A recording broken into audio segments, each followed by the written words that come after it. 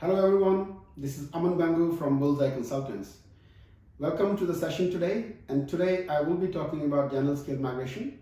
That means subclass 189, 190 and 491.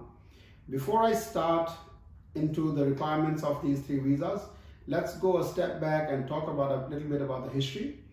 In 2018, the Department of Home Affairs abolished RSMS, which is subclass 187. What actually happened in that time, there was an introduction of work experience introduced for employer-sponsored visas 494 and 482. At that time, a lot of people used to go for these employer-sponsored visas. They had an employer who can sponsor them, but because there was an introduction of this experience, a lot of the traffic was diverted from the employer-sponsored visas to skilled migration.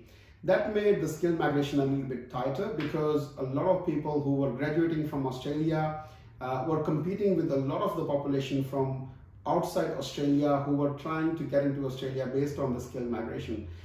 These three visas, 189, 190 and 491 now, and it used to be 489. So these three visas are very competitive these days, just because a lot of people who come to Australia, study here, don't meet the requirement of those employer-sponsored visas anymore, because that needs a minimum of 2 years of experience, meaning that before you can be eligible for the temporary employer-sponsored visa, you need to have 2 years of experience.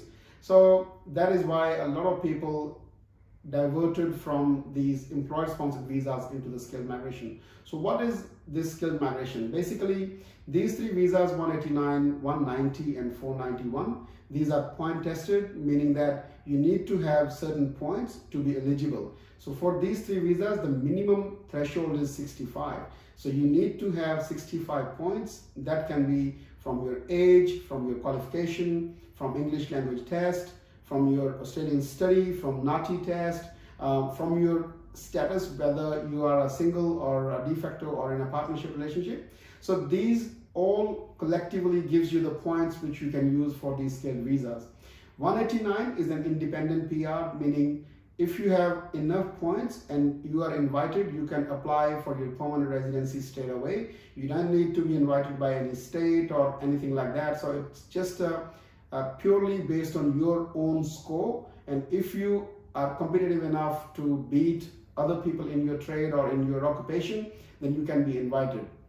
For subclass 190 and 491, these are state nominated visas, whereas subclass 491 also has a stream for the family sponsor. So family sponsor 491 is pretty much similar to 189, where you don't need to be invited by a state.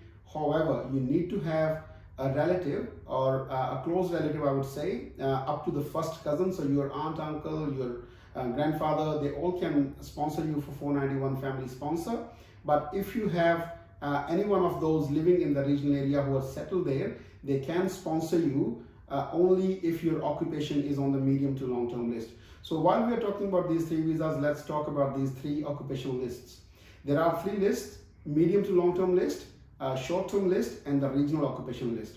Subclass 189, you only need an occupation which is on the medium to long-term list. Similarly, for the family sponsored 491, your occupation has to be on the medium to long-term list.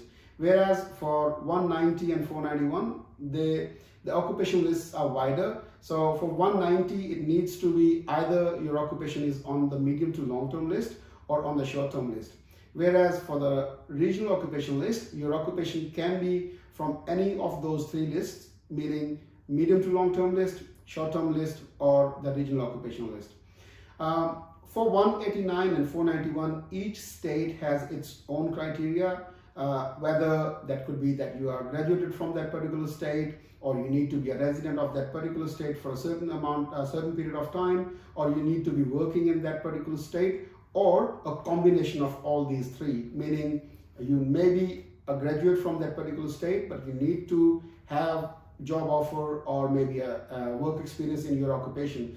And in general, I would say most of the states have some privilege, some benefits to the graduates, as opposed to people who are only working in that particular state. For example, If you are a student on maybe on a student visa in Victoria and you move to Queensland or maybe South Australia or Western Australia, you don't need to meet obviously the graduate criteria because you don't meet the criteria, but you could be in the working in that particular state, for example Queensland. If you come in the working in Queensland state, then you need to be, for 190 you need to be working 6 months, and for 491 you need to be working for at least 3 months, and you also need to have a 12-month job offer in Queensland. That is just as an example, but every state has its own criteria. Tasmania has its own criteria. You need to be either a graduate of Tasmania or you need to be working in Tasmania. Similarly, South Australia has just released their program as well for migration year 22-23. So there is provisions for a lot of these occupations for the graduates only or working in South Australia only, and a combination of both. You can be graduate of South Australia, but you need to have at least 3 months of work experience in your nominated occupation. And some states have the requirement for you to work in your occupation, which is, for example, if you're ICT business analyst, you must be working as a ICT business analyst or a closely related occupation. Whereas some states like South Australia, they accept you with a wider range of occupations, which can be any IT job, meaning that if your NSCO code starts with the first 2 letters, they can accept it. But for example, in Queensland, the occupation must be either your nominated occupation, the one that you got the skill assessment, or it could be the closely related occupation, meaning that first 4 digits of your skill assessment must be matching with your job and your skill assessment. So this is just the generic requirement of individual states as well. We will have another video with you guys and explain individual states that what you need for that particular state to meet the eligibility criteria. So let's now talk about the snapshot, because what actually happened, obviously there were changes or the transition from the employer sponsored visas to the skilled migration, and then unfortunately the COVID period hit. That made things even harder because a lot of the numbers from the skilled migration was reduced to maybe more than half. So places were cut down and the numbers were given to partner visa, and a lot of the partners visa was approved during the COVID period, and people who were trying under the skilled migration struggled to get the invitations from the states because states didn't have enough numbers to be invited. But the good news is the outlook from moving forward from today onwards is looking very good.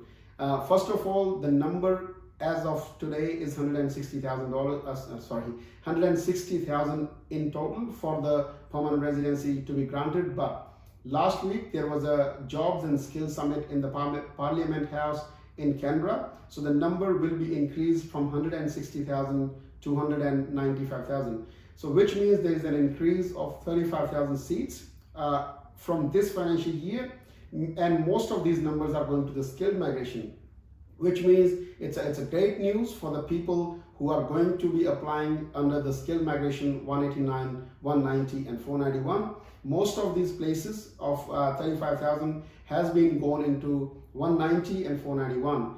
For example, 190 has been increased by 20,000 and 491 has been given another 9,000 places.